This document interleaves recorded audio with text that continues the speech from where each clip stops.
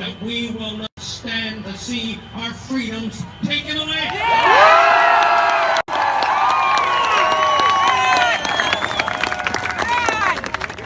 We will not stand by, and just because you remove the mandates, it's all over. It's just beginning, because we want those rights and freedoms reestablished in our Charter of Rights and Freedoms, because they're sacred and permanent for all of Canada.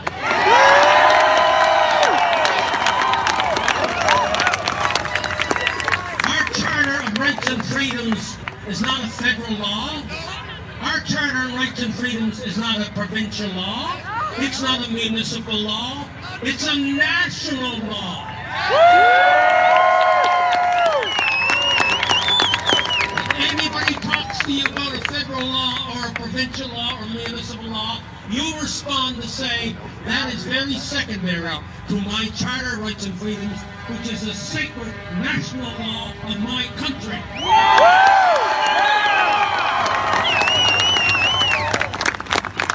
We never fought for 114 years to get a written Charter of Rights and Freedoms to have it torn up in 40. Yesterday afternoon, I got an email from the people in Ottawa.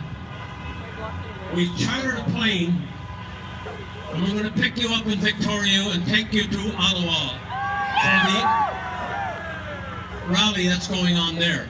And I had to go back and say to them, one of the reasons why a lot of Canadians still listen to what I have to say is because I keep my word, and my word was to be here in Victoria today.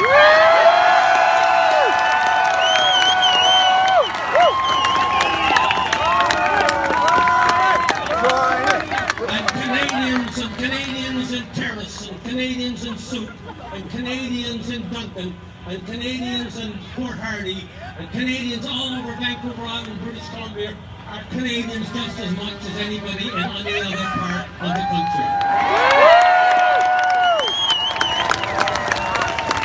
We are all Canadians, and we all come under that sacred Charter of Rights and Freedoms. And I've been arguing about this now for about a year and a half, on my blog, in public meetings, on Zoom, and all the rest of it.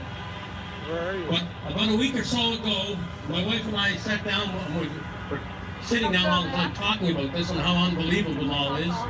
What else can I do? So I laid a lawsuit against the federal government.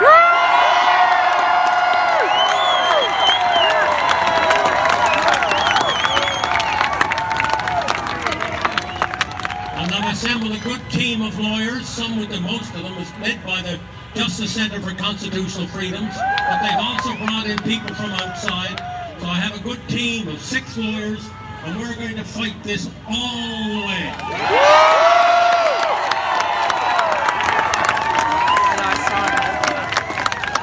I guess there's a lot of people around who thought that all the people who were at that conference in 81 were dead. What? No, we're talking about the others. They forgot there was just still one guy standing.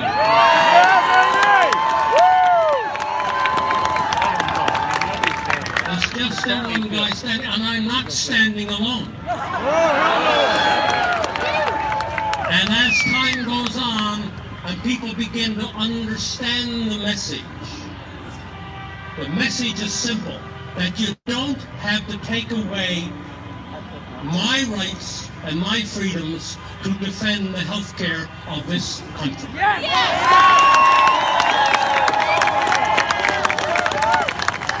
They have tried to put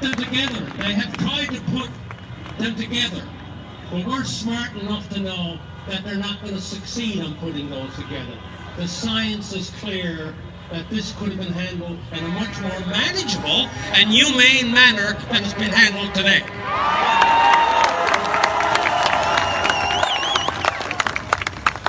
I have had the luxury over the last several weeks, well, 2 or 3 months now, to chair a national organization called Taking Back Our Freedoms. It's just getting started. But if you go in on their website, takingbackourfreedoms.ca, you will see on this board are all the top scientists in Canada here. All of the top scientists are on the board, national and international scientists who've done research on pandemics and research upon viruses, and who can tell you clearly that the science is on our side.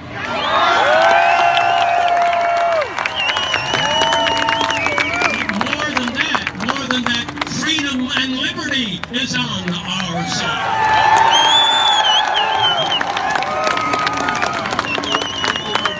And we're not going to allow this nation on the northern part of North America to go down the drain because we have people who've gotten hungry for power and have discarded the individual freedoms that you and I own. They are ours. They are ours. Every individual is unique, like every snowflake. There's none two of us the same. That's why individual rights and freedoms are so important.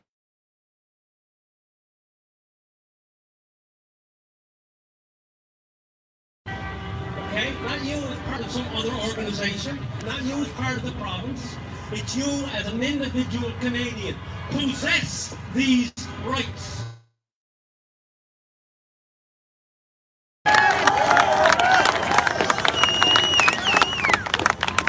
That's what we have to explain to people. That's what we have to explain to people from Tofino to Bonavista, Vista, from Iqaluit to Niagara. We have to explain to every Canadian, you possess, under the Charter of Rights and Freedoms, certain freedoms and rights. By the way, the Charter starts off with this. This country is founded on the supremacy of God and the rule of law.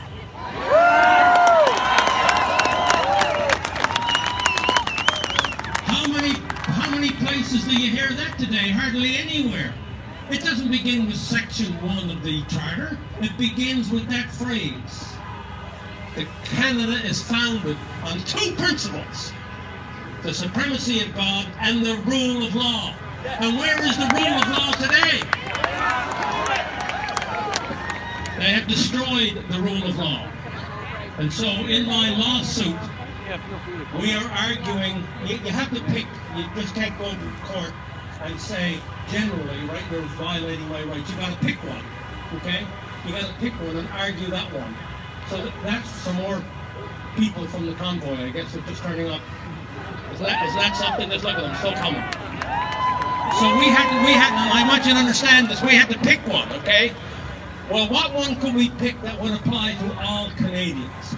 Mobility rights. The ban on travel, because that affects every Canadian from coast to coast to coast, right?